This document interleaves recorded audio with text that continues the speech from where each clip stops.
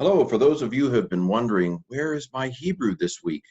Here is a look at the Hebrew of Genesis 1:20. So see if you can translate this if you've had Hebrew before or been following along. Here is my translation. So, Vayomer Elohim, and God said, we've seen that a lot. You might just kind of tuck that away. And God said, let teem the waters with team, or let swarm the water with swarm. Hebrew does this kind of for emphasis. It repeats both the verb and the noun form.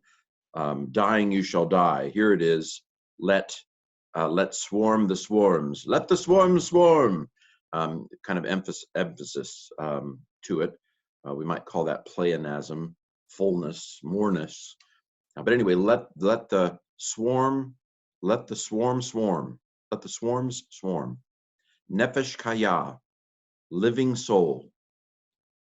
Now, this is interesting because we often assume that what a word means in English is what it means when we read it in the Bible. But of course, the words of the Bible took their meaning, original meaning, from the way words were used when Genesis was written in this case. So the meaning of the word soul, and you won't find a translation that translates soul because this would not be a good translation. Living things, I think, living beings, living creatures are probably how most translations do it. But it gives us insight, I think, into the word nefesh, into the word soul. That soul in Hebrew is not an eternal, detachable part of a person. That's not part of the Hebrew worldview or the Hebrew paradigm of a person. A soul, and you'll notice, or you may not have noticed, modern translations of the Bible don't really use the word soul anymore to translate anything in the Old Testament, because the English word soul, as a detachable, eternal part of a person, that simply is not a category in the Old Testament. And so here we have an insight into that. It's a living being. And so when God breathes into Adam, God collects the dust, breathes spirit into Adam, and Adam becomes a living soul. In Genesis 2:4, we'll get there. He's a living being. He became a living being. So soul, the word nefesh in the Old Testament refers to the entirety of a person, a living being. And in this case, not a person, but in fact, a fish is a living soul in Hebrew language. I remember there was an Old Testament teacher at a college once. He wasn't really an Old Testament scholar. He knew an awful lot about the content of the Old Testament and knew quite a bit about archaeology, but he wasn't really an Old Testament scholar. And I remember, I think it was this passage, him being very confused about this concept of nefesh kaya. But of course, he couldn't read Hebrew. Again, I'm not dissing him. I'm simply pointing out that what words mean in one language often is different from what they're sometimes translated to mean in other languages. So the word nefesh simply means a being of some kind, a living being of some kind. So let the waters swarm with swarm of nefesh kaya, of living creatures. The oaf and bird, let the bird. Bird is the word. Some car dealership in Indiana. Let the bird over the land. The oaf, ya ofef. Let the bird. Anyway, over the land, up over the face of the dome, over the face of the firmament, over the face of the rakia, birds inside the dome, kind of like Jurassic World. Anyway, of the skies. Okay, so putting it all together, and God said, let the waters teem, let the waters swarm with a swarm of living creature, and let the bird fly over the land upon the face of the firmament of the skies. Okay, well, let's look into more detail here. And said God, and let God say, let the seas swarm And here I don't, I think I'm going to correct this real quick. I didn't really correct it, but just to make it clearer, let the waters, let the seas swarm with the swarm of living soul. So I'm taking this as a construct, swarm of soul living, living soul. And bird let bird fly over the land, over the face of the dome of the skies. Okay, so there you have a little bit more detail about the translation. What about the grammar, you ask? Well, vayomer, we've seen before, it's a vav patak doubling. That's a converted imperfect or a preterite. The yod on the front is what tells me it's not only imperfect, but it's third masculine singular imperfect. There's nothing done to the stem, so it's the qal, QAL stem, or the Grundstamm, the G stem. So we'll say that this is a G converted imperfect or G preterite, third masculine singular from amar, to say. Okay, and said, God, and God said, let the waters, let the seas swarm. Notice I've said let. This has all the looks of an imperfect.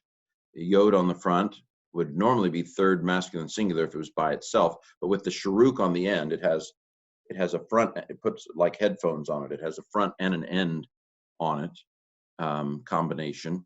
And so this would be a third common plural. Let them swarm. Now, if it was just imperfect, it might be they will swarm. But I think the context pushes us toward a command here. Let them swarm, in which case it's adjussive. Adjussive looks, in many cases, adjussive looks like just like an imperfect, but it's a command. Let them swarm. Again, nothing done to the stem, so it's a qal or a G stem. Third common plural because it has that front and end affix, and then sharats is the verb. Okay, this is the subject. The seas. Let the seas. Hey patak doubling is a sign of the. Let the seas swarm with swarm of living creature or being living. So adjective often comes after the noun. So the kaya is living, and then nefesh is being.